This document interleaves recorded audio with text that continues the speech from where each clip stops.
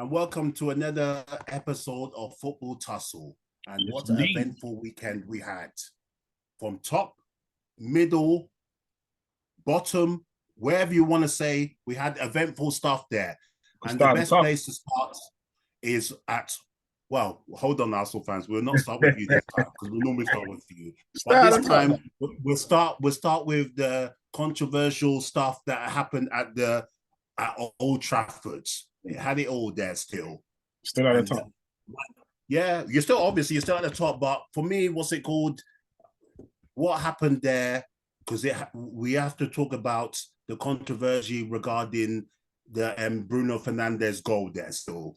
When we, because we're evaluate the whole game there. What did you think of that goal? I thought that goal shouldn't have been given. Rashford still interfered. Because the fact that you ran that way, you saw blocked. Was it Akanji or something? Was it Akanji that was next to it? So in the eye line. Yeah, so the way Akanji ran was different as well. So I believe that shouldn't have been given. Fair enough. I know he didn't touch the ball, and you played to the whistle, but I don't know. For my opinion is it shouldn't have been given. What do you think? Yeah, I'm with you still, because nothing to do with this.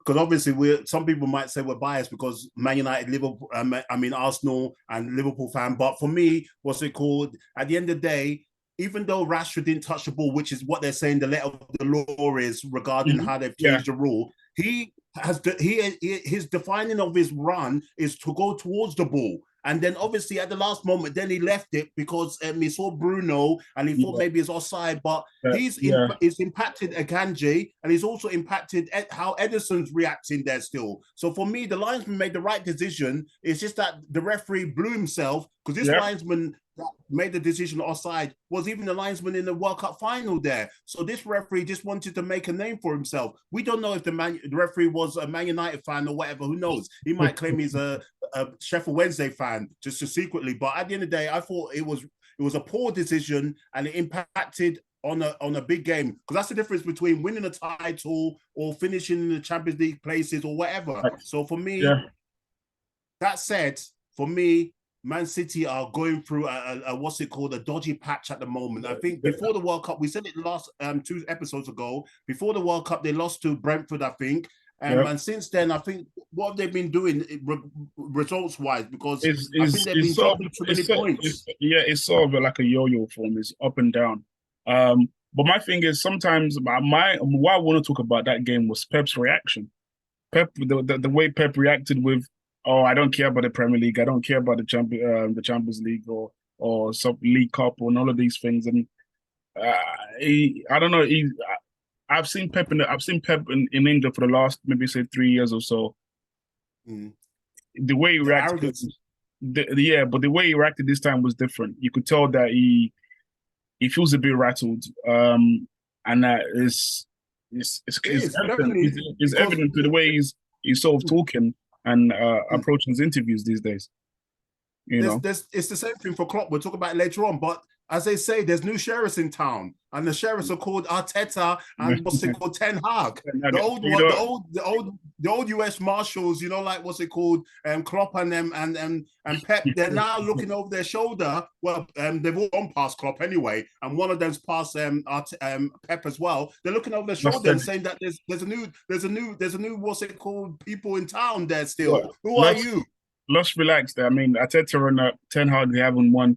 Obviously they've not, but I'm saying that they're on, what's it called, maybe they're on probation, but they're showing themselves, the young guns, just like that movie Young Guns. So for me, but the thing is, even though that was bad enough, the equalizer was bad enough, obviously your friends, because you got many friends in on football now. I don't know, you seem to be friend of mine with my friend, his friend.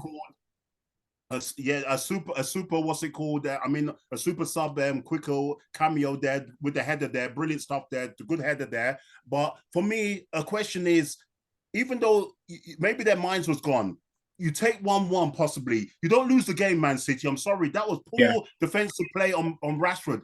even we're talking about Rashford as well. I think the guy is on his best maybe form in the last 3 or 4 years, scoring wise. Obviously, Man United 9 wins in all competitions. They can't stop winning, just like Rashford can't stop scoring. And they're definitely back. I mean, they're definitely back. I look at United. I feel like the difference between Ten Hag and his predecessors, like especially like and Granddad Ralph. Yeah. I'll probably say Solskjaer. I feel two things that, because for me they're still playing like what they did on the Ole Gunnar Solskjaer. They're playing on the counter attack. They're playing on the counter. But I think that the addition with regards to getting Casemiro in that midfield, he's been a big plus, a massive addition to the squad. And then if other than that, and I feel like other than that, there isn't too much difference. And I feel like whereas Ole lost himself was with the whole Ronaldo thing. And I feel like once again, we all knew that Ronaldo wasn't anyone's sign, and United just going for the fact that, City were going to get him. So, I mean, well done to United, well done to Rashford. There's a big contrast between Rashford now and Sterling.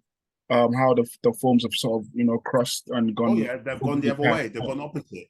I'm happy for Rashford because once upon a time, many people were saying he should leave the club, and all these Man United fans were saying he's crap. He's a 12 man's Mbappe. Well, half of them were because obviously he's Man United. I mean, through and through from the youth team. But half were saying that it's just that now that his mind's now fully focused back on football and not off the pitch and school dinners and all that, he's now properly focused now still. He's forgot about being school dinner minister and now doing his day job, which we were saying that if he focuses on his day job, he can be very good still because he's got all the attributes.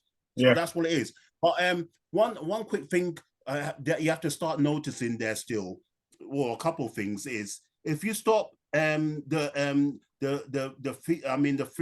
through balls from Kevin De Bruyne to Haaland becomes an expensive statue of liberty. Wow.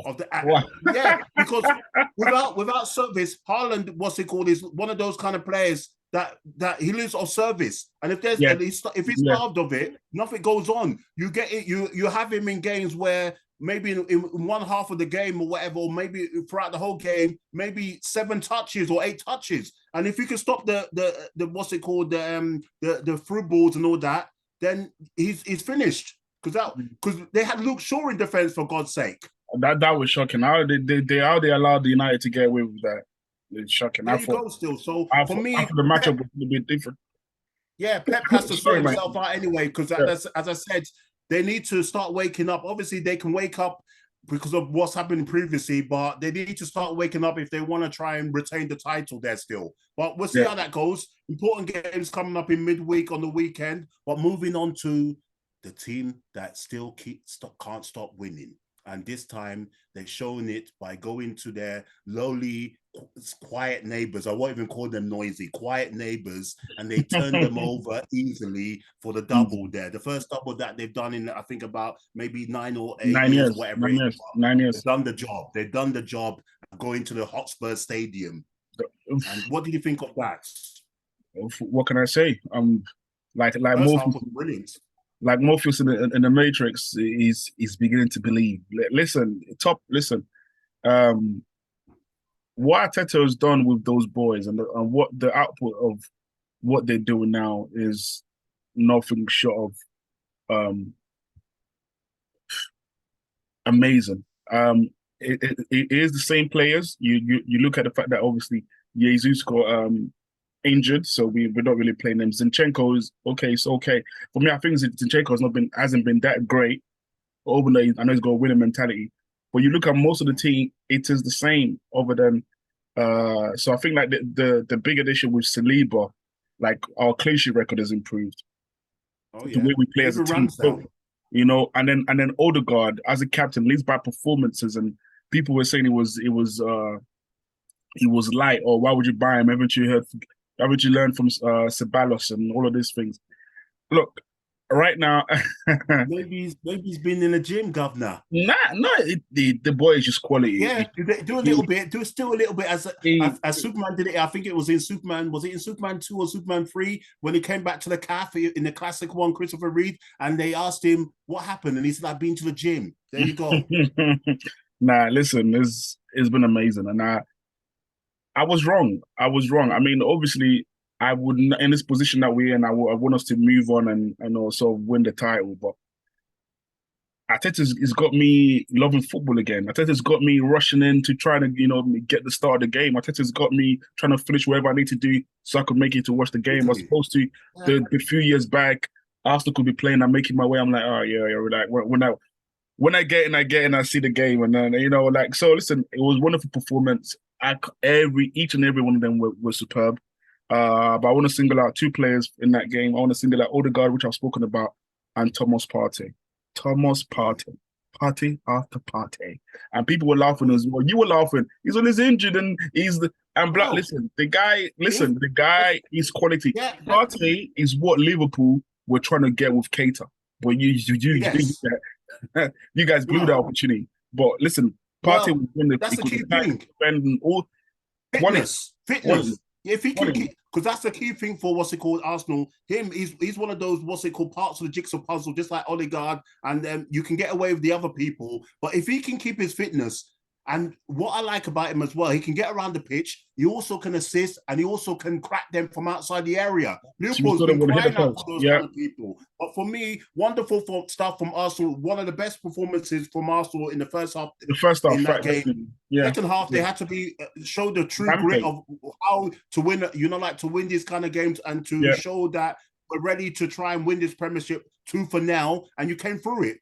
Yeah. As we talk about Spurs quickly, because we have to talk about them. Yet again, they're conceding first. And also, we've talked about Hugo Lloris for a while. He's a howler every time. You tried to defend him defend him 2 episodes ago. But for me, his best days are well behind him. Whoever's in charge, if it's Conte in the summer, because there's no guarantees, he can walk away if they don't finish in the top 4, if he doesn't get backed again like 150 million, because we've already heard about Conte's rants. But that is one of the first things that they need to look at is the goalkeeper situation. And it's not Fraser Foster, the backup, is going to come in for him. They're both rubbish. Best days are past them. So they need to look at that.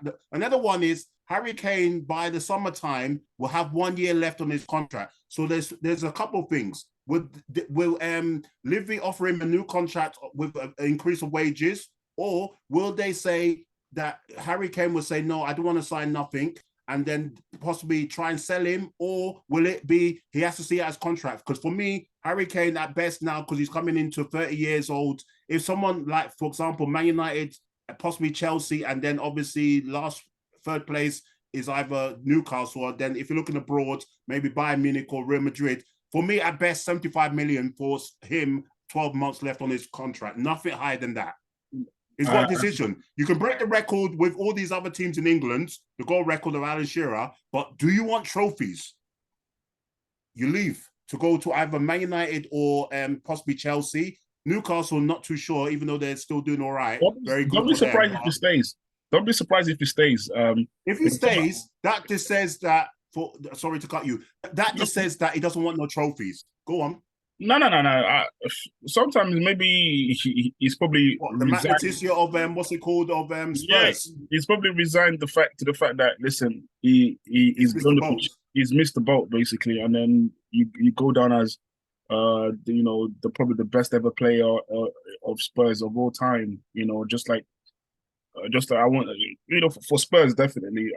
So I don't know with Spurs they got big problems, and I just feel like they should have backed the manager ages ago. You look at a team, especially a team.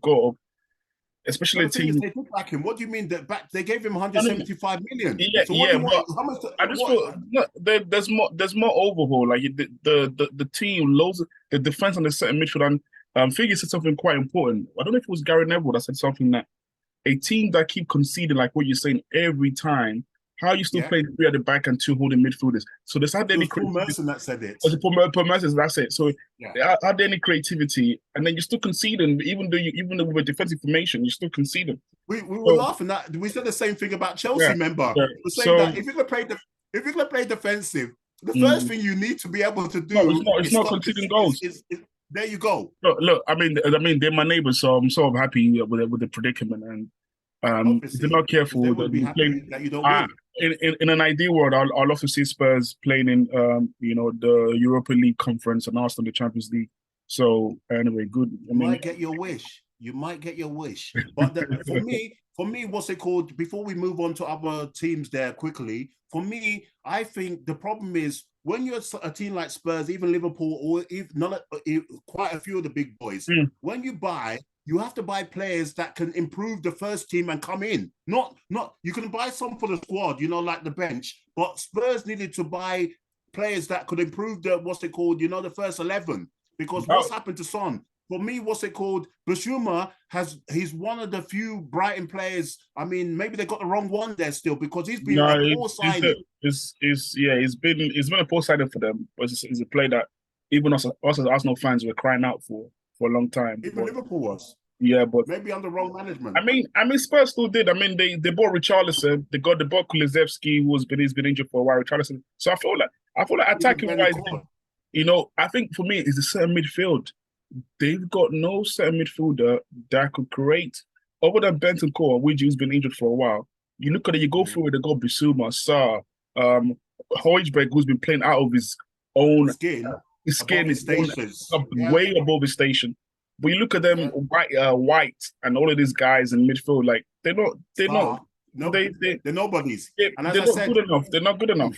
So and Perisic, they got him about 3-4 years too late. He's very good still, but it's 3-4 years too late. So moving on there, Spurs, I don't see Spurs buying anyone this transfer window. It's a bit like Liverpool. So it's just that they're gonna have to try and fight it out to try and see if they can finish in the top 4. But like Liverpool, Chelsea, they've got a long battle, which I don't think it's gonna happen for the 3 of them. But we'll see how it goes. Moving on to Liverpool.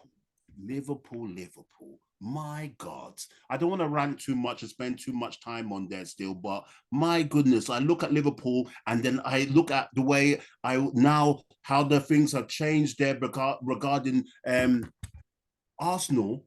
I don't know how many points Arsenal finished behind Liverpool last season there still. But as they say in a general election, you now look at the table now, I think Arsenal's maybe 19 or almost 20 points above us. They talk about it, like when people are losing their seat, they talk about the swing, the momentum swing to go this way. The swing that way on the thermometer or whatever they call it is huge. Because Arsenal, I'm sure, finished 20-something points or whatever behind us, and now they're 20, almost. I don't even want to look at that anyway. But for me, believe in Klopp, man. Believe in Klopp. For me, I look at the thing where the problem is there's too much stubbornness there. The midfield from Klopp is gone. It's dead. The engine room is dead. There's no legs. There's no energy. All the teams above us have better midfielders. Every time we play now, regardless of forget about the top teams, the middle teams and the low teams, their midfields are better than us because they overrun us. Yeah. Henderson, no legs, can't run back. Fabinho, I don't know what's happened to him. He's hot and cold like the English weather. Thiago, as I said, he can't move. He does secondary passes. Bayern Munich knew what they were doing. For me, Klopp needs to change Klopp needs to change his philosophy and stop being stubborn. For me, I want next season, if it's FSG or Qatar super owner or Saudi Arabia owners, I pray we get some new owners because FSG look like they're finished. They're washed. But believe in FSG, they brought you to where you are. Yeah, they did, but they did it with one of the smallest. When you compare Liverpool's net spend, it's even below the likes of Newcastle and Everton. Liverpool still, you know that. Liverpool, you lot still splash out on transfers. I just feel like for me, if you check the net spend is what you need to look at. And regardless as I said, regardless of what I'm not saying we don't spend. I'm not saying we don't spend, but I'm saying that the net spend, regardless of the net, it's important. I feel that for me, Liverpool, we've been talking about the midfield for God knows how long. Klopp works with this guy. That's what I'm talking about. Klopp took his eye off the wheel. He took his eye off the wheel. That's what I'm saying. For me, Gakpo wasn't needed. Was Gakpo really needed right now?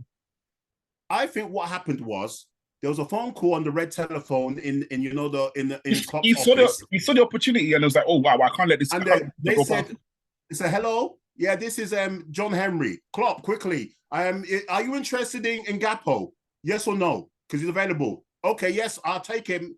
Can I get a midfielder? Sorry, bing, the phone's gone. That's what happened. There's no midfielder talk. So for me, it's a long season. I don't see us finishing in the top 4 unless some kind of miracle of what happened after the season we won the Premiership. And then just obviously, I know we're spending too much time on this, but and just the last thing, Liverpool's defense. I know the midfield is poor, but my goodness, every minute, if it's not Arnold being split in the channels, is flipping Konate and Matip and Matip and all that. The thing is, for me, yeah, how are you telling me Arnold? How are you going to tell me you don't know if you're so stubborn like Klopp, because it's Klopp's fault as well. He said he's not going to change Arnold.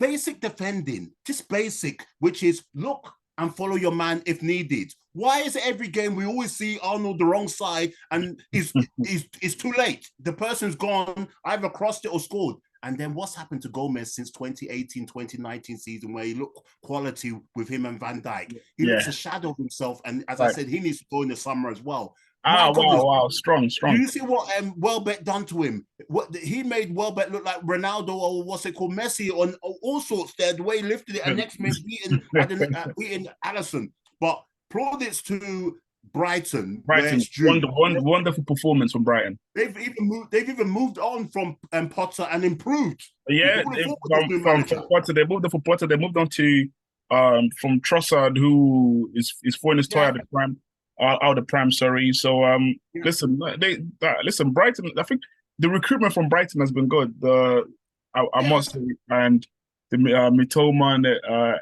Estupiñán. So I feel that they've done well with the recruitment, and Brighton should be trying to aim for like at least finishing the top 10.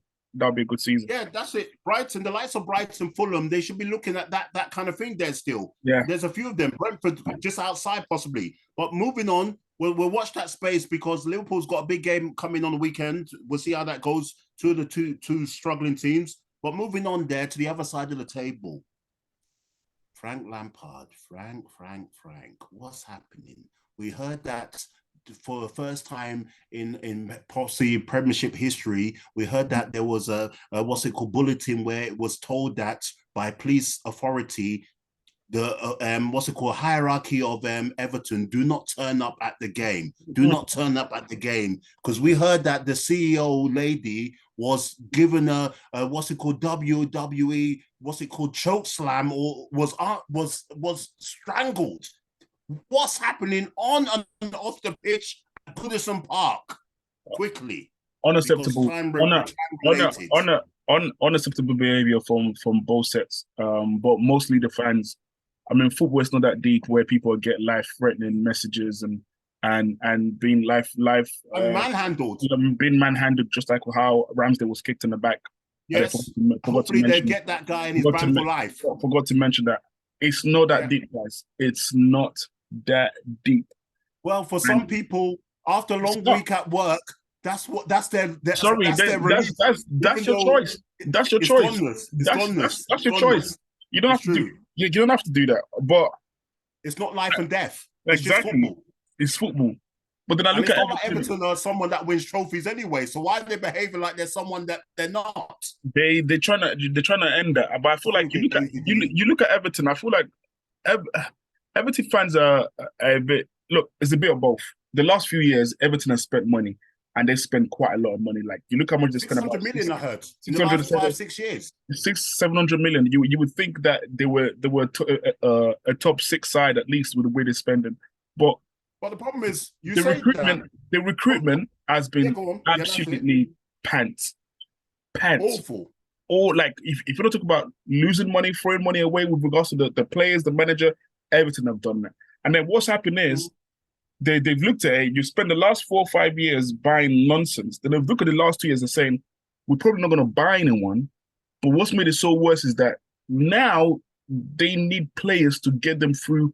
They need something better to get them through what they're going through. And now the board has decided not to buy players, because you look at the recruitment with McNeil and Gray and all of this cut price, Tawarski or whatever the name is, all of these cut price players. And they are where they are. And Everton should be careful. I think, have they been relegated from the Premier League? I think they've been relegated from the Premier League once. or No, in the no. history?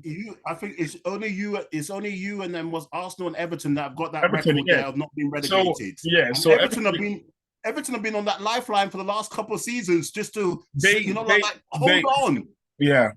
I feel like it's one lifetime too many. I think after what Lampard done for them last season, they should have spent a bit big. If they spent big and where they are, then I understand that. But Definitely. listen, they need to make a decision anyway. But quickly moving on then to what's it called? It's been a wonderful last 10 days or a week and a half or whatever it is for someone called him Grace Jones on this show. Someone called him Grace Jones, Nathaniel Jones, but Nathan Jones, maybe you were listening because you were being called the Grace Jones of management, but you've woken up. You beat Palace in the FA Cup. You've done a sensational result in the Carabao Cup to reach the semi-finals by beating the mighty Man City, which was a shock in itself, which sent earthquakes and all that. And then you come, because this was the most important match, really, to to try and show that yes, cup results definitely important, but when you're also fighting relegation, to come up on a 6 points a game and come back and beat Everton away. Brilliant result from Southampton, and under pressure Nathan Jones. Well done. Top. I think good of Southampton. Still think let's not go carried away. But I'm just saying that for the last because we were blowing them, but we still have to give them plaudits where due. Facts. But I think they need to thank one man. I know football is a team sport, but Ward Prowse. Stepping up. How for me, once again, I keep saying this guy has not made it to England tournament. Not even a top team. Forget where. How he's not made the tournament squad? Like you got people that have fit with Phillips and also what Prout does. He's got more legs than Hendo. He's got more passing, but he's more dangerous than. Don't get me wrong. I'm obviously Anderson is towards the latest stages of his career. But my goodness, but how Prowse, Southampton, that guy. For me, he's I don't know. He's a legend of the club. I don't care what they say. You know why?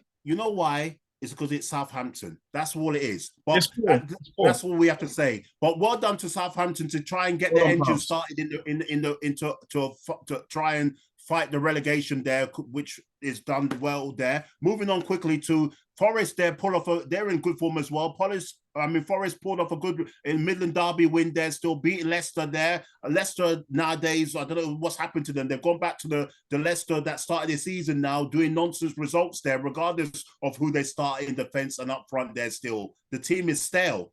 And then moving on there, I don't know if you want to say anything quickly on that match there, Forest. No, I blame that result on Rodgers, man. Rodgers is always tinkering and doing all sorts. Yeah. And then I don't know what people like Ignacio would do to start one game for how many years now. And if Ignacio had any brain, he needs to leave anyway. He needs to leave. He must be happy with doing that all the time. And now, obviously, many favorites of Rodgers is that they have fallen out with him and on the bench. Now, indeed, he can't get into the team. And also it's playing Albrighton. My God, how old is Albrighton? 36, 37, starting every time in the league where Ayoze Perez is in and out of the squad. Ayoze Perez should be starting. I don't know with Leicester. So I think the result, the performance, he says he's no magician, which I understand. He's doing the best he could with that squad. However, he's also he's the own enemy as well because of the players he picks in defence, Amate and all sorts. There you go still. But moving on, well done to Forest. Leicester need to wake up anyway. Moving on to another team that was trying to move away from relegation, and it was another 6-pointer. Wolves versus West Ham there still. And Wolves, a good 1-0 gritty win over there, under pressure. David Moyes there. I told you about the manager of Wolves, Lopetegui. You could see what he's starting to do. You can see what he's starting to do. He's doing the Emery effect. Villa. Very good win over there, over Leeds on Friday still. He's a good manager. Amazon to be careful. They to be careful. West Ham? Yeah. Yeah, definitely. Moyes, I think, has got about possibly 3 more games, just like Frank Lampard. to try and rescue his management career there at that club. And then obviously moving on to Brentford there, informed Brentford there, expected formality win under Bournemouth. I think since Bournemouth have given the job permanently to O'Neill, they've lost every game, I think. I think that's 5 in a row, whatever. No. No, you're talking about Brentford or Bournemouth? No, I'm saying since O'Neill's been given the job permanently, I'm sure they've lost every game since. Wow, I know he's so well done to Brentford for to another good season so far from them. Let's quickly move over to to time permitting. Let's move over to what's happening at Chelsea. The owner, Todd Bowley, is behaving like Brewster's Millions. Brewster's Millions, I think he had, was it 30 million or 300 million they had to spend in 30 days. This Todd Bowley, I don't even know what's happening. He's spending money. I think at the moment now it's 437 million that he spent in 6 months. And that is the way he's blowing the money. And the way he's now getting around FFP is the length of the contract. They think they're clever. They're giving 6 to 8.5 year contract lengths to try and spread the money over that to get around FFP. FFP, my goodness, you better start reevaluating your ruling, just like outside rule. What is wild? You pull that player off Arsenal, the Ukrainian. Mitrovic, and then you give him an 8.5 year contract. Wow. That was for me. I look at Chelsea. Chelsea are a mess. Chelsea remind me of a girlfriend that of a girl who's broken up with a man. And then next minute she's out there in the clubs, and every guy she's getting with, she's getting with everything. And then she wants this everything. Like doesn't even care about the reputation anymore. And the worst thing is they still want to try and raid them possibly Brighton there for Tossard and then Caselli or whatever his name is, the defensive midfielder. They could do 500 million, and I don't even know but anyway, it was a good result for them anyway. They're still the best. Vieira, be careful there because there's too many losing games now without scoring. I think the last 5 and no goals. That was a bit tough. That was a bit tough with just like we were talking about Everton. But the only difference between Everton and Palace, when has Palace ever spent? When have they ever spent? You look at the team in Palace. They do one or two additions, but it's 90% about the same team for the last 3-4 years. They did literally one or two additions. The ground is too small, so they have to try and the ground is how I know Palace, the finances, but he just needs to try and show up. It's not going to be easy because he's got the game on Wednesday in a couple of days' time. They've got Man United, the most informed team so far since turn of the World Cup there, possibly with Arsenal and Newcastle. So I don't see them getting anything in that game. So he just needs to try and on the weekend maybe try and get something. And then quickly one more game there before time goes there. Still, the Steely Newcastle, Mitrovic. You had your first chance to score against your old team and you blew it. What was that? Unlucky, but well done for being spotted there, because that almost finished some people's triple, quadruple clean sheets in fantasy league. Some people are happy. The clean sheet's gone. Oh, hold on. It's not. But well done again for Newcastle. Very hard to score against. What do you think? And this was a big game for them because Fulham are on fire themselves. Yeah, I think it just shows you two different styles. Newcastle are very resilient, and now you watch Newcastle these days. You look at the players, you look at the lineup, you're thinking, okay, cool. You look at the players, no one really stands at you and say, oh yes, this guy is this or this guy is this. But as a team, as an engine, as a cog, they're amazing. They never give up, and once again, the strikers combined. So I think Eddie Howe has done amazing. He's done amazing. Oh, yeah, definitely. And then Fulham. You look at what Fulham are in the table. I think they're 8th as well. Unlucky. That's all. They can feel aggrieved. Obviously, the penalty was the turning point, exactly. And they can feel aggrieved. Yeah, that's the Prem. Up and down the table. It's like that. It's yo-yo movements for some. Arsenal been there. There's no yo-yo from them. They're still been there still. There you go. Some people said seeing Arsenal is like an elephant on top of the tree, seeing us on top of the league. Well, the elephant is still on top of the tree. Okay. Well, just don't let that tree break at the wrong time. But well done. But get back watching our episode there still, because I don't know what happened last week. Maybe there was a glitch or something, because the numbers were far down than where we were. But get back and send comments and likes. That's what I got to say. Well done. Have a good night, guys. Good night.